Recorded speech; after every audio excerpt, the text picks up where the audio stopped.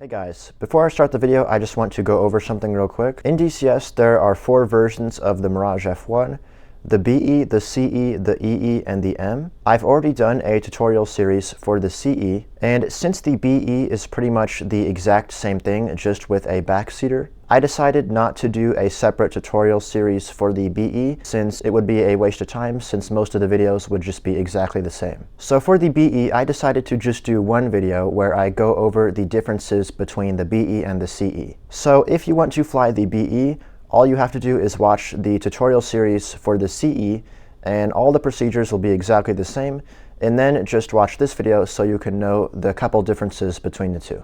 Alright, so let's get started. To switch between the back seat and the front seat, you click number 1 and number 2 on your keyboard. If you click number 2, you get into the back seat, and if you click number 1, you get back into the front seat. The front seat for the BE is pretty much exactly the same as the CE. The only difference is that it has this extra panel right here. Here's the back seat.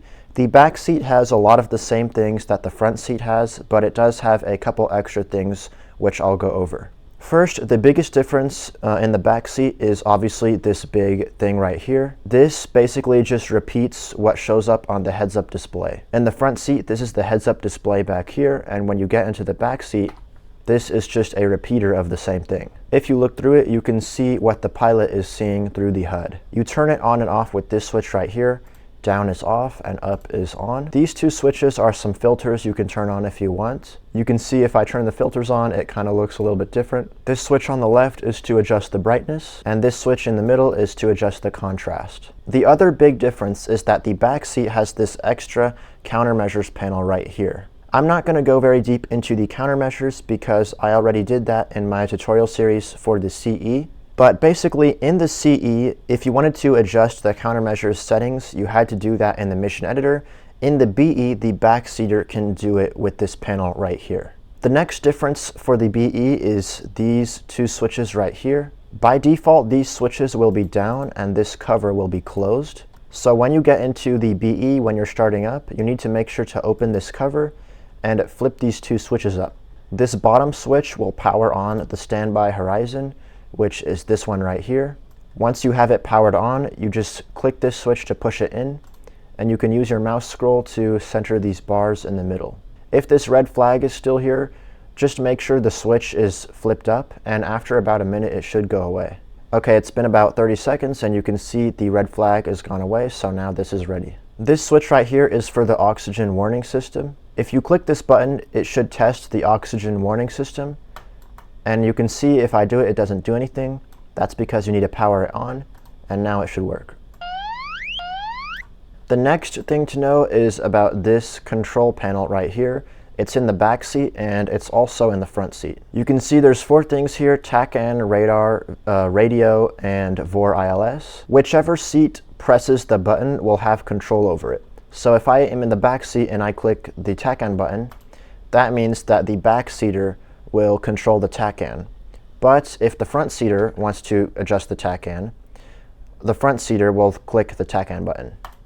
And it's the same for the radar, the VHF, and the VOR ILS. And there's also a little button here you can test the lights. Next is the Airbrake priority switch. It's this one right here. If you have the switch forward, then that means that the front seater and the back seater can both control the Airbrake. But if you put it backwards like this, then only the back seat will be able to control the Airbrake. Next is the high lift devices priority switch. It is this one right here. This is for controlling the combat flaps. By default, it's in the middle, which means the front seat will have control. But if you lift the cover and put it forward, then it will give the back seat control.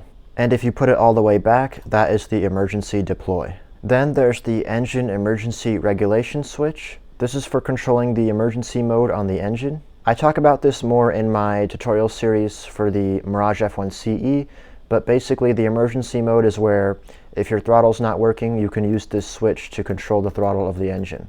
If you have this switch in the middle, that means the front seat will be able to control it. If you have it forward, it means the back seat can control it. And if you bring the switch backwards, it turns it off so nobody can control it. That was the cockpit for the back seat. Now I'll be talking about control priority. Let's say the front seater's flying and you want to take control in the back seat. You just click the letter J on your keyboard, and that will allow you to fly. Now, it might let you immediately take control, or you might have to request control depending on the settings, and you have to adjust the settings in the mission editor. In the mission editor, you click on your plane, and you click this blue button here with the 3 dots, and you can see aircraft control priority. If you have it to pilot, that means that the front seater can take control whenever he wants, but the back seater has to request it. If you have it to instructor, that is the opposite. The back seater can take control whenever he wants, but the front seater has to request it. If you have it to ask always, that means that both seats always have to request control. And if you have it to equally responsible, that means that either seat can take control whenever they want. If somebody requests control from you, there will be a little menu that pops up, and you can accept it or deny it. Last thing to talk about is combined control. There is not a default key binding for this, so you have to bind this to something on your keyboard or your stick. But in the control binding menu, it is this one right here, toggle combined flight control mode. If you turn this on, that means that the front and back seat will be able to use the stick at the same time. I've never used this before, but my understanding of how it works is that, let's say the front seat's flying and then the back seater moves his stick a lot, then the plane might automatically give control to the back seat. Those were all the extra features for the Mirage F1BE.